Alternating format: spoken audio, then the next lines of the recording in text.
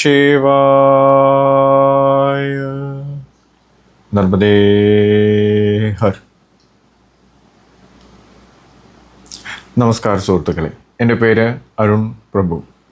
നിങ്ങൾക്കെല്ലാവർക്കും എൻ്റെ ഈ ചാനലിലേക്ക് സുസ്വാഗതം. നമ്മുടെ വിശിഷ്ടമായ അതിസമ്പൂർണമായ ഒരു ധർമ്മമാണ് സനാതനധർമ്മം. നമ്മുടെ താഴ്വഴിയായിട്ട് നമുക്ക് നമ്മുടെ ദൈനംദിന ജീവിതത്തിൽ ഉപകാരപ്രദമാകുന്ന അനുഷ്ഠാനങ്ങളാണ് നമ്മുടെ ഈ സനാതനധർമ്മത്തിൽ ഉള്ളത്. നാമൊക്കെ നമ്മുടെ വീടുകളിൽ പ്രധാനമായിട്ട് നമ്മുടെ പൂജാമുറി വിളക്കുകൾ കൊളുത്തി ഫോട്ടോ വെച്ച്, അത് ദേവിയാണെങ്കിലും ദേവൻ്റെ ആണെങ്കിലും നമ്മൾ നിത്യ ആരാധന നടത്തുന്നുണ്ട്. ഇപ്പോൾ ഫോട്ടോ, അത് നമ്മുടെ ഇഷ്ടദേവൻ്റെ ഫോട്ടോയാണ് കൂടുതലും പ്രധാനമായിട്ട് വെക്കാറ്, അത് ദേവിയാണെങ്കിലും. പക്ഷെ നമ്മൾ ചെയ്യുന്ന ഒരു തെറ്റുണ്ട്. നമ്മൾ പൂജിക്കുന്നു, വിളക്ക് വെക്കുന്നു, രാവിലെയും വൈകിട്ടും വിളക്ക് വെക്കുന്നു, ഭഗവാന്റെ കീർത്തനങ്ങൾ, നാമങ്ങളൊക്കെ ചൊല്ലുന്നു, അതൊക്കെ ശരിയാണ്. പക്ഷെ നമ്മുടെ വീടുകളിൽ അസ്വസ്ഥമായിട്ടുള്ള ഒരു അനുഭൂതിയാണ് 80% ആളുകൾക്കും ഉള്ളത്. എന്തുകൊണ്ടാണ് ഇങ്ങനെ സംഭവിക്കുന്നത്? എല്ലാവരും നമ്മൾ ചോദിക്കാറുണ്ട്. ഞാൻ എല്ലാ ദിവസവും വിളക്ക് കൊളുത്തുന്നു, ഭഗവാന്റെ മുമ്പിൽ സഹസ്രനാമം, സ്തോത്രങ്ങളും കീർത്തനങ്ങളും ഒക്കെ ചൊല്ലുന്നു, യഥാചിത അനുഷ്ഠാനങ്ങൾ ചെയ്യുന്നു, എന്നിട്ടും എൻ്റെ ദുരിതം മാറുന്നില്ല, കഷ്ടകാലം മാറുന്നില്ല എന്നൊക്കെ. 10 രൂപ ശമ്പളം ഉണ്ടെങ്കിൽ 8 രൂപയും 9 രൂപയും നഷ്ടമായിട്ട് വരുന്നു, കൈ കാശ് ഇല്ലാതാവുന്നു, ശമ്പളം കിട്ടിയ ഒരു ദിവസത്തിനുള്ളിൽ കാലിയാവുന്നു, ലോൺ എടുക്കുന്നു, അത് അടയ്ക്കാൻ പറ്റാതാവുന്നു, ജപ്തിയിലേക്ക് പോകുന്നു, അങ്ങനെ തുടരുന്നു ഓരോ കഥകൾ. എന്തുകൊണ്ടാണ് നമുക്ക് ഇങ്ങനെ ഒരു അവസ്ഥ വരുന്നത്? എന്തുകൊണ്ടാണ് നമ്മുടെ നല്ല വീടുകളായിരിക്കും, ലക്ഷങ്ങൾ ചെലവഴിച്ച വീടുകളായിരിക്കും, അല്ലെങ്കിൽ സാധാരണ ഒരു ചെറിയ ഒരു ഷെഡ് വീടൊക്കെ ആയിരിക്കും, എന്നാലും നമുക്കിങ്ങനെ ഒരു അവസ്ഥ വരുന്നത് എന്തുകൊണ്ടാണ്? നമ്മൾ ചിന്തിച്ച് നോക്കിയിട്ടുണ്ടോ? കാരണം ശരിയായ രീതിയിൽ നമ്മൾ തെറ്റായ കർമ്മമാണ് ചെയ്യുന്നത്. നമ്മൾ ദിവസവും രാവിലെയും വൈകിട്ട് വിളക്ക് വെക്കുന്നു, ചന്ദനത്തിരി കത്തിക്കുന്നു, പാരായണങ്ങളൊക്കെ, നാമ സങ്കീർത്തനങ്ങളൊക്കെ ചൊല്ലുന്നു, അതൊക്കെ ശരിയാണ്. പക്ഷെ എത്തേണ്ടടുത്ത് എത്തുന്നില്ല എന്നുള്ളതാണ് നമുക്ക് പറ്റുന്ന തെറ്റ്. മുമ്പിൽ ആരെങ്കിലും ഉണ്ടെങ്കിലല്ലേ കേൾക്കാൻ പറ്റുള്ളൂ.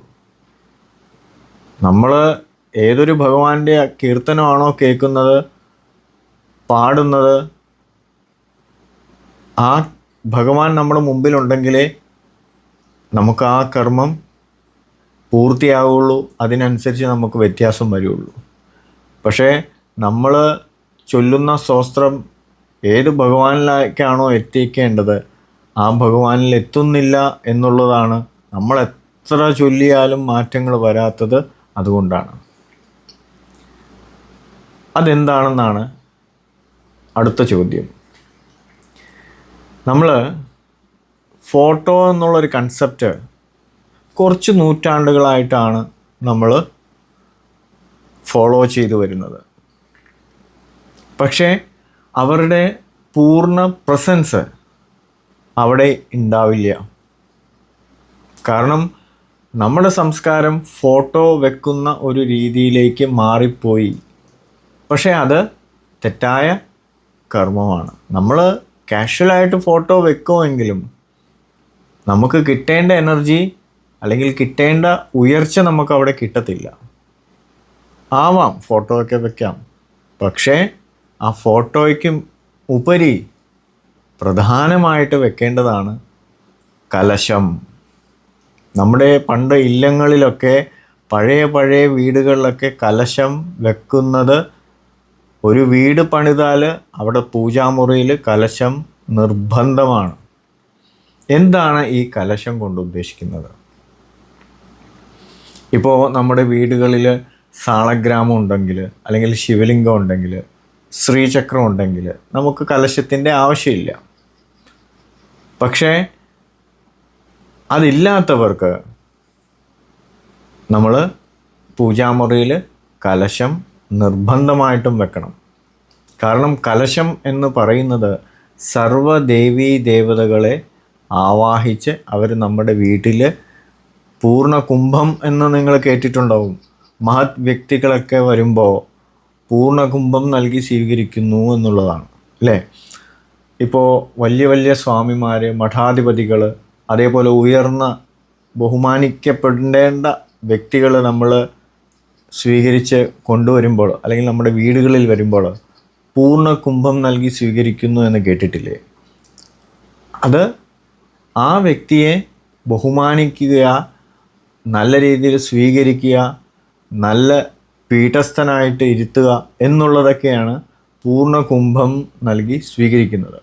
അതേപോലെയാണ് നമ്മുടെ എല്ലാ ദേവീ ദേവതകളും നമ്മുടെ വീടുകളിൽ പൂർണ്ണ ബഹുമാനത്തോടെ, സന്തോഷത്തോടെ നമ്മുടെ വീടുകളിൽ എപ്പോഴും വാഴണം എന്നുള്ള കൺസെപ്റ്റാണ് കലശം വെക്കുന്നത്, കുംഭം വെക്കുന്നത്. അത് പണ്ട് കാലങ്ങളിലൊക്കെ, വളരെ പണ്ട് കാലങ്ങളിലെന്ന് പറഞ്ഞാൽ മൺകുടമാണ് വെച്ചുകൊണ്ടിരുന്നത്. മൺകുടത്തിൽ നിറച്ച് നെല്ല്, അതിന് കോയിൻസ്, ചെമ്പ് കോയിൻസ് വെച്ച് മാവില വെച്ച് അതിൻ്റെ മേലിൽ ഈ പറയുന്ന മഞ്ഞളിൽ മുക്കിയ, ഒരു ദിവസം മഞ്ഞളിൽ മുക്കിയ തേങ്ങ, അത് നല്ല രീതിയിൽ ഉണങ്ങിയ രീതിയിൽ വെക്കും. അതിൻ്റെ മേളിൽ സ്വസ്തിക്ക് എഴുതും. ഇതാണ് കലശം, കുംഭം എന്ന് ഉദ്ദേശിക്കുന്നത്. ഗണപതിയെയും മഹാലക്ഷ്മിക്കും പ്രാധാന്യമാണ് കുംഭം. അവർ മാത്രമല്ല, എല്ലാ ദേവീ ദേവതകളും, നാഗങ്ങൾ, യക്ഷനും, കിന്നര, ഗന്ധർവ എല്ലാവരുടെയും പ്രസൻസ് നമ്മുടെ വീട്ടിൽ വേണം എന്നുള്ളൊരു സങ്കല്പത്തിലാണ് നമ്മളിത് ചെയ്യുന്നത്. 3 മാസം കൂടുമ്പോൾ നെല്ല് മാറ്റാം. കോയിൻസ് നമ്മൾക്ക് റീയൂസ് ചെയ്യാം. ആദ്യം വേണ്ടത് ഒരു മൺകുടം, അല്ലെങ്കിൽ ഇന്നത്തെ കാലത്ത് അത് പോസിബിൾ ആകത്തില്ല. മൺകുടം ഇല്ലെങ്കിൽ നമ്മൾക്ക് കോപ്പറിൻ്റെ കലശം, അല്ലെങ്കിൽ ബ്രാസ്, സ്റ്റീൽ ഒരിക്കലും വെക്കാൻ പാടില്ല. അപ്പോൾ ഒരു കുംഭം വാങ്ങിക്കുക, കലശം വാങ്ങിക്കുക, അതിൽ നിറച്ച് നെല്ല് ഇടുക. നല്ല രീതിയിൽ ഫുള്ളായിട്ട്, നമുക്ക് നമ്മുടെ ഭാഗ്യം, ധനധാന്യ സമൃദ്ധിയാണ് ഉദ്ദേശിക്കുന്നത്. അപ്പോൾ നിറച്ച് നെല്ലിടുക. അതിൽ ഒരു ചെമ്പ് കോയിൻ ഉണ്ടെങ്കിൽ ഉത്തമം, അല്ലെങ്കിൽ ഏതെങ്കിലും ₹1 കോയിൻ അതിൽ തിരുക. അതിൻ്റെ മേളിൽ വെക്കേണ്ടത് തേങ്ങയാണ്, മുടിയോട് കൂടിയ തേങ്ങ. അത് തലേന്ന് മഞ്ഞൾ വെള്ളത്തിൽ മുക്കിയിട്ട് എടുക്കുക. അത് ആ തേങ്ങയുടെ സൈഡിൽ സ്വസ്തിക് അല്ലെങ്കിൽ ശ്രീം എന്ന് എഴുതുക കുങ്കുമം കൊണ്ട്. എന്നിട്ട് ഈ കലശത്തിൽ വെക്കുക. ആ കലശത്തിനും തേങ്ങയ്ക്കും ഇടയിൽ മാവില വെക്കുക. അതിനുശേഷം പട്ട് തുണി കൊണ്ട് ആ കലശത്തിൽ കെട്ടുക. അതായത് ദേവിയാണെങ്കിലും ദേവനാണെങ്കിലും നഗ്നത പാടില്ല എന്നുള്ളതാണ്. ഈ കലശം എന്ന് ഉദ്ദേശിക്കുന്നത് ദേവി അല്ലെങ്കിൽ ദേവനാണ്. അപ്പോൾ അവർക്ക് നമ്മുടെ പൂജാമുറിയിൽ ഒരു സ്ഥാനം, പൂർണ്ണ ബഹുമതിയോടുള്ളൊരു സ്ഥാനം കൊടുക്കുന്നു. അപ്പോൾ വസ്ത്രം എന്നുള്ള, അവർക്ക് വസ്ത്രം ധരിപ്പിക്കുന്നു എന്നുള്ള രീതിയാണ് പട്ടുകൊണ്ട് കെട്ടുക എന്ന് പറയുന്നത്.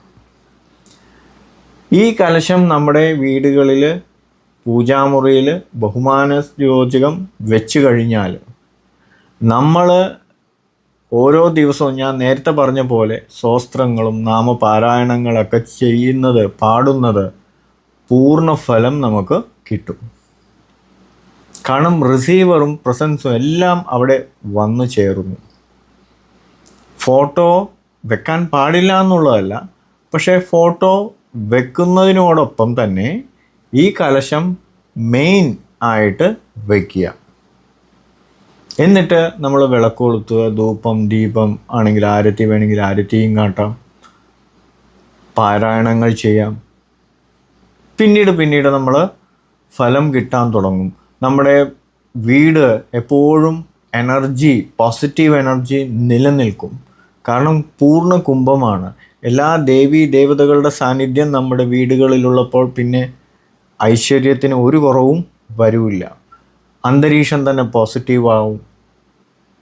ഈ പറയുന്ന പ്രശ്നങ്ങൾ, ഞാൻ നേരത്തെ പറഞ്ഞ പ്രശ്നങ്ങൾ, ധാന്യം, ധനം, സമ്പത്ത് എല്ലാം നമുക്ക് പതുക്കെ ആയിട്ട് മാറ്റങ്ങൾ വരുന്നത് നമുക്ക് ദർശിക്കാൻ പറ്റും.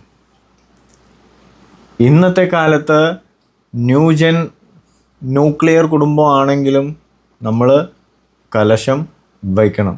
നമ്മൾ ഒരു വീട്ടിൽ താമസിക്കും, ഇപ്പോൾ വാടക വീട്ടിലാണെങ്കിലും നമ്മൾ അധിവസിക്കുന്ന ഏതൊരു ഗ്രഹമാണോ അവിടെ പൂർണ്ണ കുംഭം വയ്ക്കണം. കാരണം അവരുടെ പ്രസൻസ് ഇല്ലെങ്കിൽ നമ്മൾ എവിടെ രക്ഷപ്പെടാനാണ്. അപ്പോൾ അത് നമ്മൾ പൂർണ്ണമായിട്ട് മനസ്സിലാക്കുക, പൂർണ്ണ കുംഭം വയ്ക്കുക.